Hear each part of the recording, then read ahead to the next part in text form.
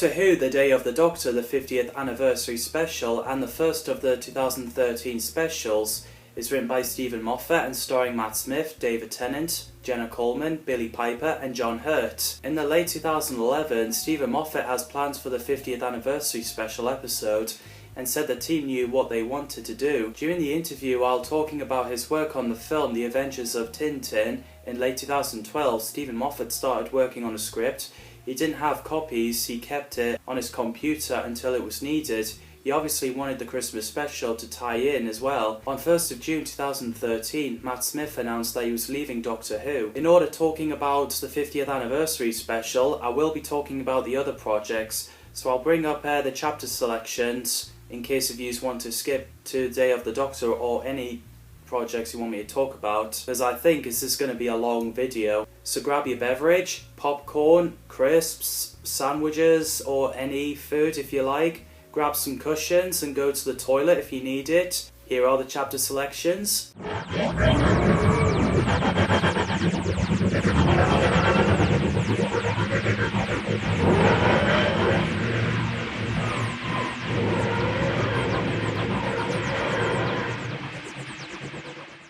Okay, let's get started. So we'll start with Doctor Who 2013 prom, which happened on 13th and 14th of July 2013. A nice musical concert presented by Matt Smith, Jenna Coleman, Niamh Macintosh, Dan Starkey, Peter Davidson and Carol Ann Ford, with Murray Gold's celebration of the show with Song for 50. The audience included a lot of families with kids and older Doctor Who fans. I really love watching it. I hope there's a Doctor Who prom again, as I'd love to go there in person. The Night of the Doctor with Paul McGann returned as the 8th Doctor. Yes!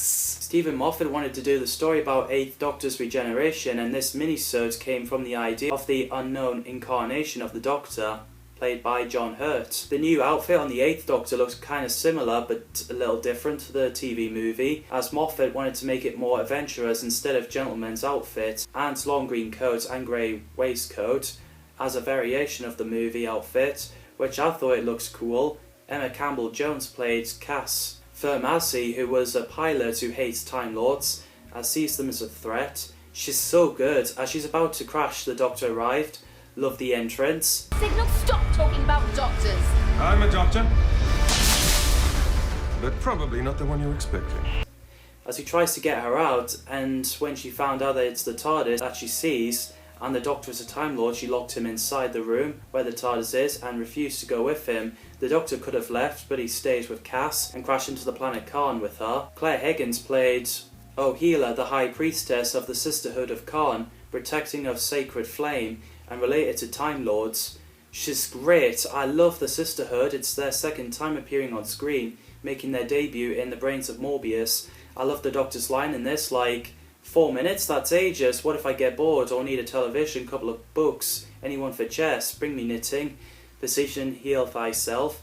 Ohila gives the Doctor choices what to drink, man or woman, thin or fat, young or old, fast or strong, wise or angry.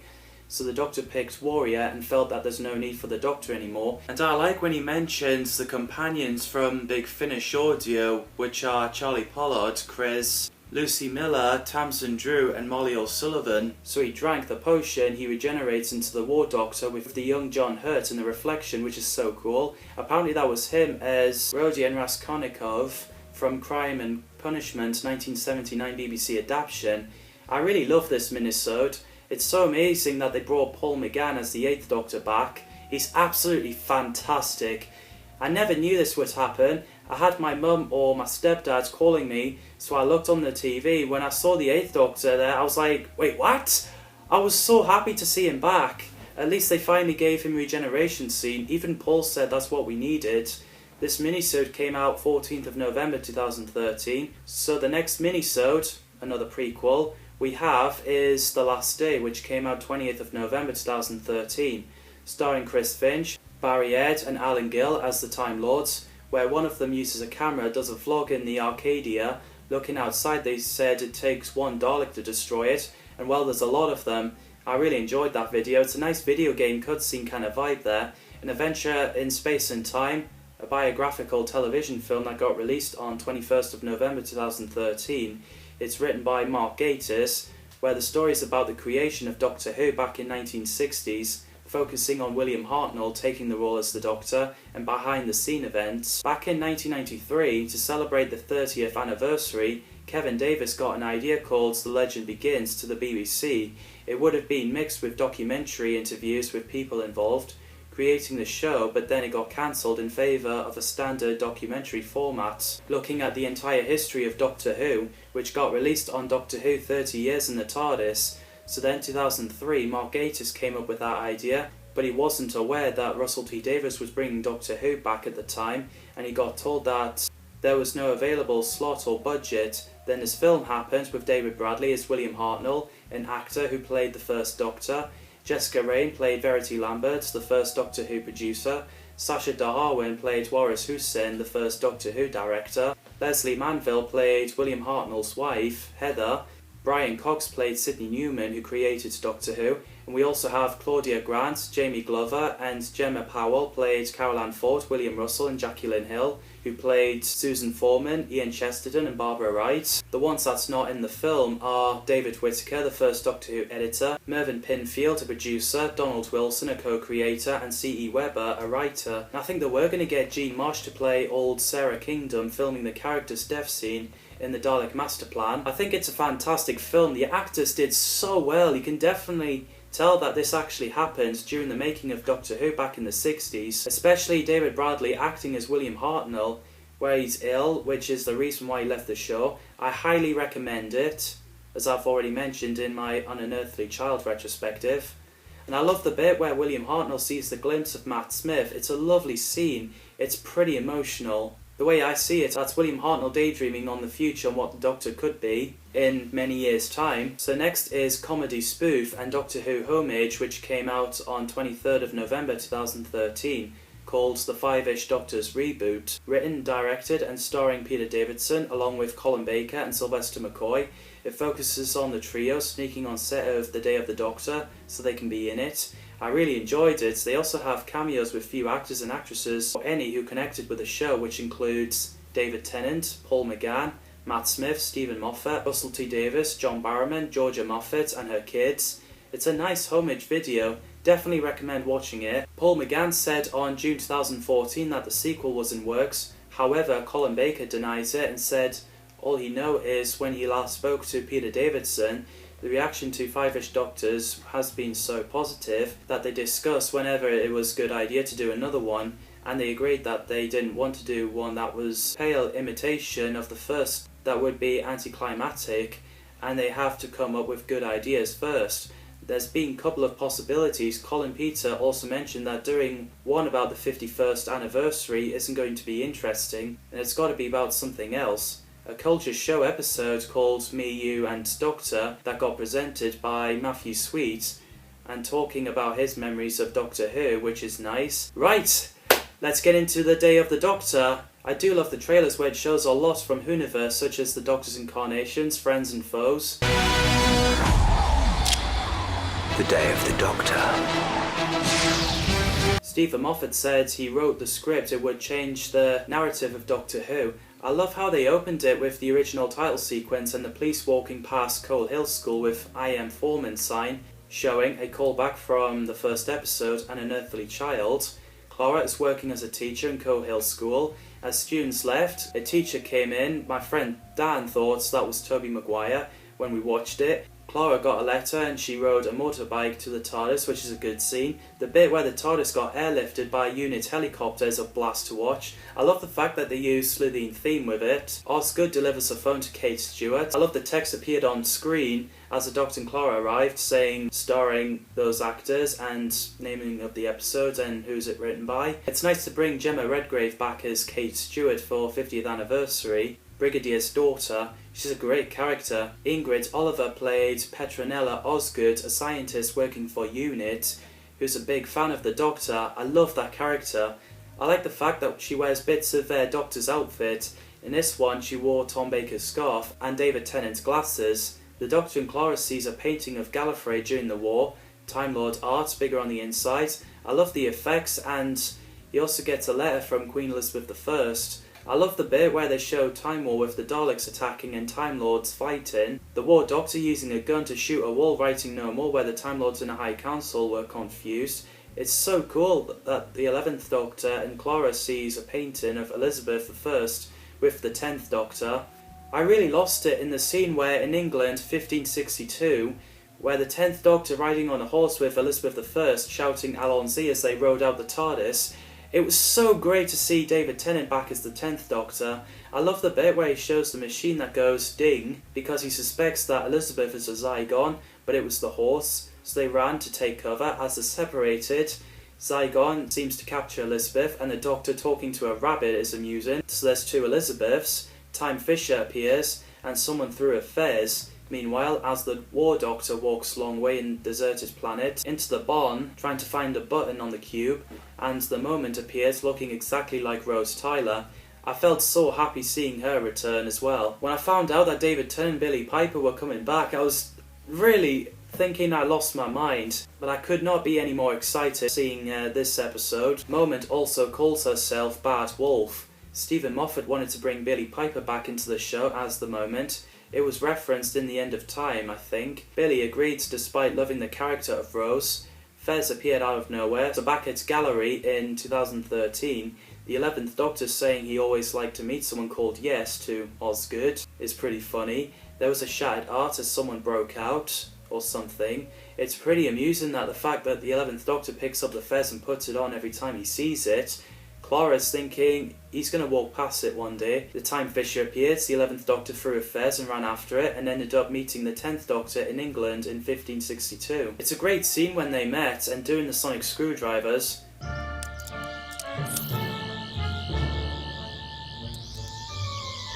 Confusing the polarity is a great line. So the War Doctor appeared, the 10th Doctor wondered how could he be there.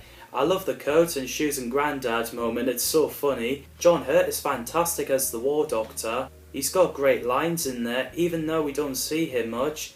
He really nails it. I was really sad that Christopher Eccleston didn't come back for this episode. When it was clear that he won't return, Stephen Moffat thought of alternative concept, creating Mayfly Doctor who appears in one episode, saying would it be weird in the run of the series to have the 45th Doctor turn up and be played by Johnny Depp or someone? Would that be a cool thing to do? He also said that he would most like to bring in a news story. Was William Hartnell's first Doctor, saying you'd want him to come and say what in the name of God has he turned into? That's the confrontation that you most want to see to celebrate 50 years, going round and round in circles on it. He just thought, what about Doctor that he never talks about? And what if it is Doctor Who's done something terrible, who's much deadlier and more serious, who represents that thing that is the undertow in both David and Matt? You know there's a terrible old man inside them. Well, here he is. Facing the children, he becomes, as it were. Moffat picked Series 7 as his least favourite series to work on because of the stress of planning episodes. Elizabeth's guards came, the 3 Doctors got taken to the cell. There's discussion about Sonic Screwdriver taking 400 years to calculate the necessary formula, the 11th Doctor scratching the wall, and 10th Doctor wanting to know where he's going. Meanwhile, in the present, as Kate is on the phone asking for the file that happened in the events of the 3 Doctors, with Zygons lurking around. So later on, Kate Zygon took Clara into Tower of London, into the archive.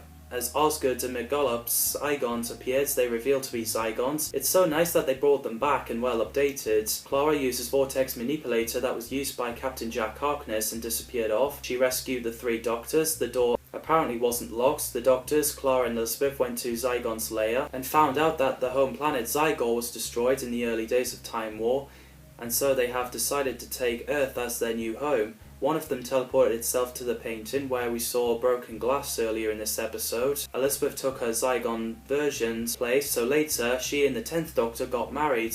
So all the Doctors ran into the TARDIS, which is why Elizabeth wanted the Doctor executed, because he abandoned her marriage. At least that explains it. Joanna Page did a splendid job as Elizabeth I. The TARDIS desktop changes, all the Doctors wonder what are the round things. As it turned into Matt's latest one, David Tennant reuses Patrick Troughton's line saying, "Oh, you redecorated. I don't like it." And I love Matt's face after when he said that. Meanwhile, at Tower of London in 2013, with 2 Kates, 2 Osgoods and 2 McGollops, Kate interviews her Zygon version, activate the countdown to blow up the London to save the Earth. Jeez. John Joe O'Neill played McGillop, who's a unit scientist as well. He's great as well. It's a pity that he only appeared in this episode. So the 11th Doctor phones Kate to try talk her out of it, but she blocks him out. Sadly, the archive is TARDIS proof, so the 11th Doctor phoned McGillop's past to bring the painting to the archive. So the 3 Doctors and Clara used a painting and pushed a Dalek out of it and walked into the archive. Nice scene. So all 3 Doctors get Kate to deactivate the countdown to save London. It's nice to see pictures of the past characters on the notice boards, pretty cool. I think Peter Cushing's Doctor was going to be there, but it didn't happen. And there was a Cyberman suit in the archive. There's a nice moment where Clara's talking to the War Doctor. As he sees a glimpse of Rose Tyler's moment, he disappears. The War Doctor is back at the barn, ready to push the red button. So Clara arrived with 10th and 11th Doctor trying to talk him out of it. So the hologram of the Time Lord children shows where all Doctors felt pretty emotional that they're burning them up. So they got an idea, the fact they change the history all the time, they found another way to do it. So the 3 Doctors contacted the Time Lords, letting them know that they're going to freeze Gallifrey. Ken Bones played the General, the 11th incarnation, the only time that they're male. He did a great job as well. The scene where all Doctors in their TARDISes freezes Gallifrey is so cool. I love how they use the footages of the past Doctors, including Christopher Eccleston. And it's so cool that Peter Capaldi's eyes showed up. So General tells the Doctors to freeze it, so they did. I love the Geronimo, Alonzi, and for God's sake catchphrase there. So we cut to Gallery where the War Doctor says he's the Doctor again, plus he won't remember freezing Gallifrey. So he went back in his TARDIS and regenerates into 9th Doctor, Christopher Eccleston. So the 11th Doctor tells the 10th Doctor that he's going to Trenzalore, so he goes back in his TARDIS, aware that he's not going to remember it, and reuses his final line, "I don't want to go," and dematerialised. Clara went back in the 11th Doctor's TARDIS. The 11th Doctor said he could be a curator when he retires, so he met an old Tom Baker as the curator, resembled to the 4th Doctor, which is such a cool and lovely scene. I was mind blown when I first saw that bit. I do have a theory where in the end of Shada where the Doctor got aged, that's him just after that happened. As he walks off, he makes himself young again, which leads it to season 18. Who knows? The bit where Tom said congratulations to Matt feels like he's congratulating him for taking the role as the Doctor, and he can tell Matt is so happy to meet Tom. That scene is incredible. The episode ends with the 11th Doctor standing with his past incarnations, watching Gallifrey. It's a fantastic shot how they ended it. I love the end credits and the theme as well. I really love The Day of the Doctor, and I love what they put in there. Easily my favourite Matt Smith's episode. What did you think of this episode? Let me know in the comments down below. A series of documentaries called The Doctors Revisited to celebrate the 50th anniversary, where the casts and crew talk about different incarnations of the Doctor up to the 11th Doctor. I really enjoyed watching that documentary. Thanks as always for watching, people, and see you in the next video.